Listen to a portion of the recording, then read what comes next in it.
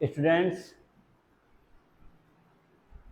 कक्षा 9 हमारे आसपास के पदार्थ केमिस्ट्री पार्ट को हम पढ़ने जा रहे हैं।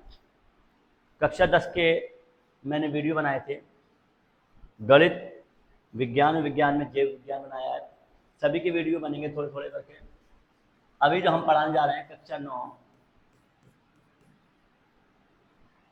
का विज्ञान है ये, और विज्ञान में भी रासायनिक विज्ञान है। रासायनिक विज्ञान है,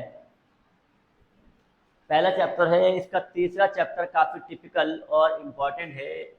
मेरा पढ़ाने का तरीका वही रहेगा कि आप एनसीईआरटी को पढ़ें, किताब लेकर बैठें और पेंसिल लेकर बैठें। जो मार्क कर रहे हैं हम उन शब्दों को मार्क करें, उनको अंडरलाइन करें, उनको समझने की कोशिश करें, उनको मैं यहाँ पे एक्सप्लेन करूँगा। फिर भी कोई कन्फ्यूज़न हो तो आप उसको व्हाट्सएप पे या यूट्यूब पे बता सकते हैं। बाकी हम हल्के हल्के सुधार करते जाएंगे।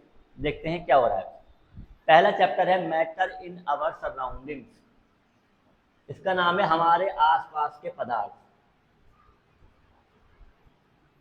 पदार्थ क्या होता है या मैटर क्या होता है, पहले इसको हम चेक करते हैं। मैटर पदार्थ वह है जो स्थान घेरता है और जिसके अंदर द्रव्यमान होता है। द्रव्य का मान होता है, वैल्यू होती है, मैग्नीट्यूड होती है, मास कह सकते हैं इंग्लिश में, मास यानी द्रव्यमान। और जो स्थान घेरता है, स्थान सिर्फ लंबाई चौड़ाई में नहीं, ऊंचाई में भी। स्थान का मतलब हम 2D समझेंगे, 2D नहीं होगी, 3D होगा। 3D, 3 डायमेंशन, लंबाई, चौड़ाई और ऊंचाई, ठीक है, L, B और H।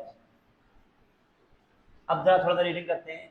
अपने चारों ओर नजर दौड़ाने पर हमें विभिन्न प्रकार की वस्तु नजर आती है, जिनका आकार, आकृति और बनावट, आकार साइज, छोटा है बड़ा है, आकृति शेप, लंबा चौड़ा मोटा कैसा है, बनावट अलग अलग होती है। इस विश्व में प्रत्येक वस्तु जो सामग्री से बनी होती है उसे वैज्ञानिकों ने पदार्थ का नाम दिया। जैसे हवा में हम श्वास लेते हैं, सांस लेते हैं, भोजन हम खाते हैं, पत्थर, बादल, तारे, पौधे और पशु, यहाँ तक कि पानी की एक बूंद या रेत का एक कण, ये सभी पदार्थ है। ध्यान देने योग्य बात यह भी कि ऊपर लिखी सभी वस्तुओं का निर्माण होता है और ये कुछ स्थान घेरती हैं। समझ में आ गया ये पॉइंट है। सभी वस्तुओं का द्रव्यमान होता है और ये कुछ स्थान घेरती हैं। प्राचीन काल से ही मनुष्य अपने आसपास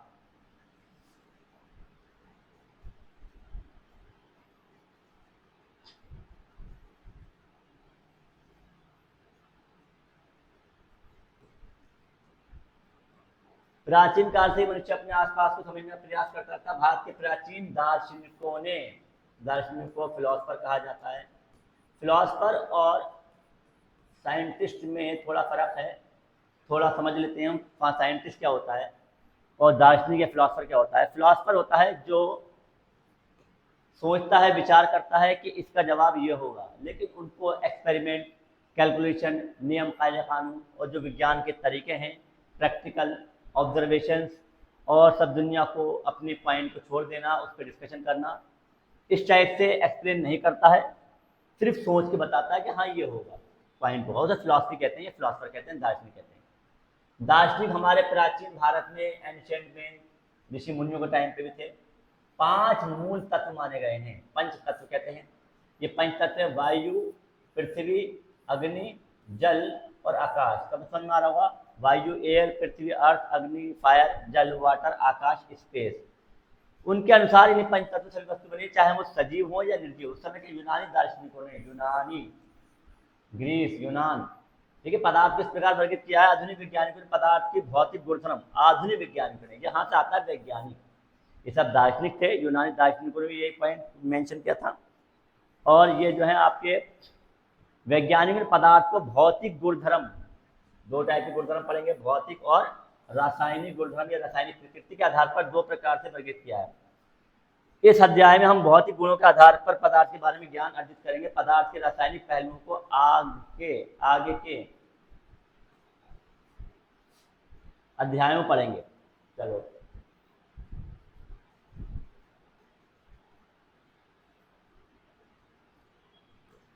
पदार्थ का भौतिक स्वरूप। भौतिक मतलब होता है जो रूप उस स्थिति को, पोजीशन को, उस वातावरण को हटाने पर अपने वापस रूप में आ जाए उसे भौतिक स्वरूप कहते हैं, जिसमें आपकी लंबाई, चौड़ाई, आयतन, द्रव्यमान, तापमान, ये सब चीज़ें आती हैं, उसे भौतिक स्वरूप। बनावट समझ लो ऊपर की, क्या समझ लो, बटा। तो पदार्थ कणों से मिलकर बना है। बहुत समय तक पदार्थ की प्रकृति के बारे में दो विचारधाराएं प्रचलती चलती रही। एक विचारधारा ये मानता पदार्थ लकड़ी के टुकड़े की तरह सतत होते हैं, सतत मान लगातार लकड़ी के टुकड़े के बने।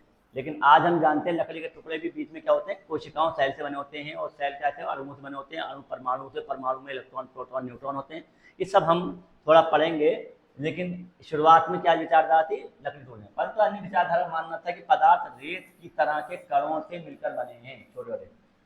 आइए क्रियाकलाप एक्टिविटी करवा रहे हैं, पदार्थ के स्वरूप के भी निर्माण करते हैं कि सतत हैं, कणों से बने। देखते हैं क्या है।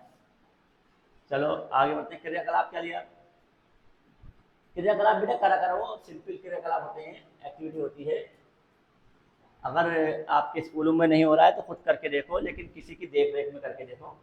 कोई खतरनाक हो, सिंपल हो, जिसको कर सकते हो, जिसमें कोई नुकसान ना हो तो नहीं हो।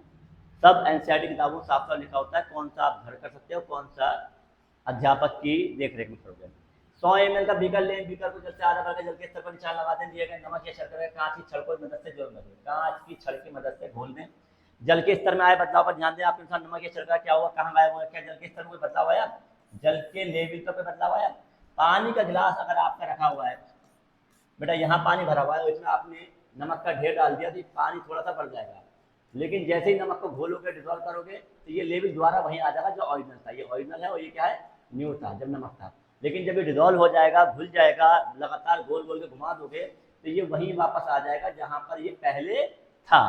तो यानी ये अणु कहाँ गए, ये नमक के, शक्कर के, पदार्थ के कण अणु कहाँ चले गए, क्योंकि लेवल तो वहीं आ गया, स्तर तो वहीं पहुँच गया। जल का स्तर, जल के लेवल, स्तर माने लेवल, सतह, ठीक है। कहाँ पहुँच गया, वहीं पर आ गया। क्या मतलब निकला, देखते हैं क्या मतलब निकला। आपको समझदार हो कि वो उनके बीच में कहीं ना कहीं कोई स्थान था, उन स्थानों पर पहुंच गया। इन पिछले उत्तर पाने के लिए करने वाले सभी पदार्थ कणों से बने होते हैं। उपरोक्त क्रियाकलाप चम्मच में रखी नमक शर्करा पूरे पानी घुल गई, जैसा चित्र में दर्शाया गया है। बेटा 1 मीटर क्यूब हो गया, 1 मीटर क्यूब 1 लीटर है। ये 1 लीटर बता रहा है, 1 लीटर का मतलब आप पढ़ लो। 1 लीटर क्या होता है, 1 लीटर बता रहा हूँ मैं। 1 लीटर अगर आपको पैमाना बनाना है तो 10 सेंटीमीटर लंबा ले लो, 10 सेंटीमीटर चौड़ा ले लो और 10 सेंटीमीटर ऊंचा ले लो। बर्तन वो 1 सेंटीमीटर होता है। कितना होता है, 1 सेंटीमीटर। 10 लंबाई और 10 ऊंचाई, 10 लंबाई, 10 ऊंचाई, 10 चौड़ाई। अगर आपको 10 10 10 10 इंटू 10 इंटू 10 10 गुणा 10 गुणा 10 बराबर क्या हो गया, 1000 सेंटीमीटर, सेंटीमीटर और सेंटीमीटर, सेंटीमीटर क्यूब होगा। यही 1 लीटर कहलाता है। 1 लीटर, 1 लीटर बर्तन 1000 सेंटीमीटर क्यूब बराबर होता है। 10 बाई 10 का कोई बर्तन ले लो, चौकोर वर्ग घनाकार, तो वो 1 लीटर बर्तन होगा। तो बड़ा सिंपल 1 लीटर बर्तन बनाना, घर में चेक करना कि 1 लीटर बर्तन कैसे बनता है, आप बनाएं उसको। आगे पढ़ते हैं थोड़ा सा।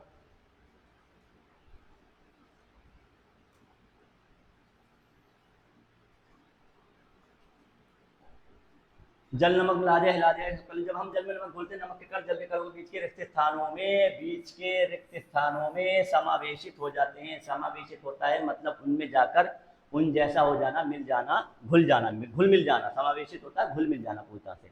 बीज के रिक्त स्थानों में समावेशित हो जाते हैं, एजाइमिलेशन हो जाते हैं, ये घुल मिल जाते हैं। एजाइमिलेशन होता है घुल मिल जाना। ये बेटा यही पेंसिल से लिख रहे हैं आप, पेंसिल से बेटा, पेंसिल से। मेरे सारे स्टूडेंट जानते हैं कि मैं पेंसिल और किताब का यूज बहुत करता हूँ। मैथमेटिक्स में पहले चैप्टर पढ़ाया जाएगा, फिर सवाल कराया जाएगा। पदार्थ की अगर कितने होते हैं, अब सवाल होता है कि पदार्थ के कण कितने छोटे हैं, क्या हम इनको पता कर सकते हैं, चेक करते हैं। ये एक्टिविटी करवाना चाहिए, बहुत सिंपल एक्टिविटी है बेटा। पोटेशियम परमैंगनेट, जिसे हम लाल दवा कहते हैं, लाल दवा के रूप में ये इस्तेमाल की जाती थी। पोटेशियम परमैंगनेट KMnO4 फार्मूला होता है KMnO4। ये पोटेशियम परमैंगनेट का फार्मूला है, लाल दवा कहते थे। ये पहले बहुत ज़्यादा डाली जाती थी कुएं में। कुएं जो होते थे, कुएं में दवाओं के तौर पे, आज तो ब्लीचिंग पाउडर का इस्तेमाल करते हैं। बैक्टीरिया मारने के लिए, बैक्टीरिया को मारने के लिए कुओं में पानी में सड़न ना आ जाए, कुछ ना हो जाए, बैक्टीरिया हो जाए, लाल दवा डाली जाती है।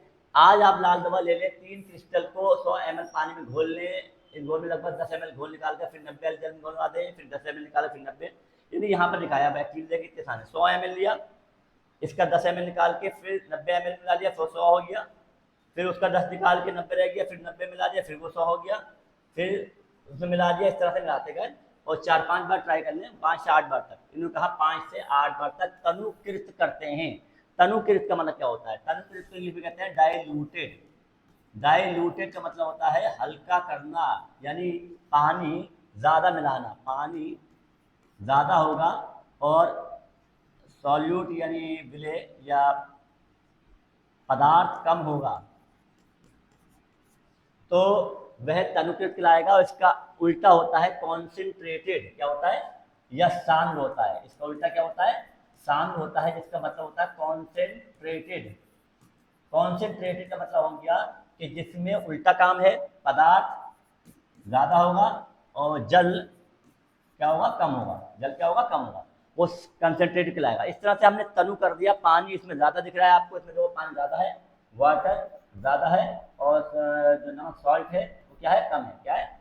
कम है। सॉल्ट या पोटेशियम परमैंगनेट जो सॉल्ट लिया हमने वो इसमें कम मात्रा में हो गया, क्योंकि इसका 10 ml निकाल के 90 में डाला, फिर 10 ml निकाल के 90 में डाला, 90 + 10 होता है, ध्यान रखना, फिर 10 ml निकाल के फिर 90 में डाला। इस तरह से हमने एक्टिविटी करते गए। चलिए एक्टिविटी कर ली, ये क्रियाकलाप करते जा रहे हैं आप। अब क्या हो रहा है? अनुमान लगाइए पदार्थ कितने छोटे होते हैं। प्रत्येक बार तनुकृत करने पर घोल का रंग हल्का होता जाता है, फिर भी पानी रंगीन नजर आता है। फिर वो दर्शाता है कि पोटेशियम परमैंगनेट के बहुत थोड़े से क्रिस्टलों को पानी बहुत थोड़े से क्रिस्टलों को पानी करीबन 1 लीटर भी रंगीन हो जाता है। इससे हम निष्कर्ष ये रिजल्ट निकाल सकते हैं कि पोटेशियम परमैंगनेट के केवल एक क्रिस्टल में कई सूक्ष्म कण होते हैं। एक क्रिस्टल में कई सूक्ष्म कण होते हैं, छोटे छोटे कणों में विभाजित होते जाते हैं, और ये छोटे छोटे कणों में टूटते जाते हैं, डिस्ट्रीब्यूट हो जाते हैं, विभाजित होते जाते हैं, अंततः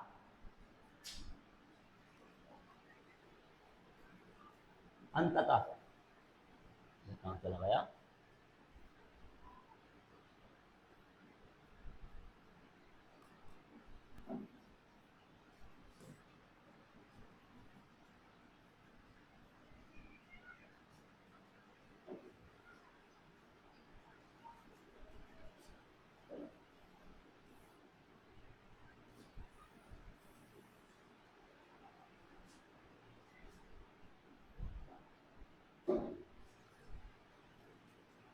एक स्थिति में ये कण और छोटे भागों में विभाजित नहीं किए जाते। पोटेशियम परमैंगनेट की जगह 2 ml डेटॉल से भी हम क्रियाकलाप कर सकते हैं। लगातार तनुकृत होने पर भी इसकी महक मिलती रहती। पदार्थ कण बहुत छोटे होते हैं, इतने छोटे कि हम कल्पना भी नहीं कर सकते। चलिए इसके बाद वीडियो दूसरा बनाएंगे, क्योंकि थोड़ा सा आगे की हेडिंग कल बनाएंगे। ठीक है, धन्यवाद।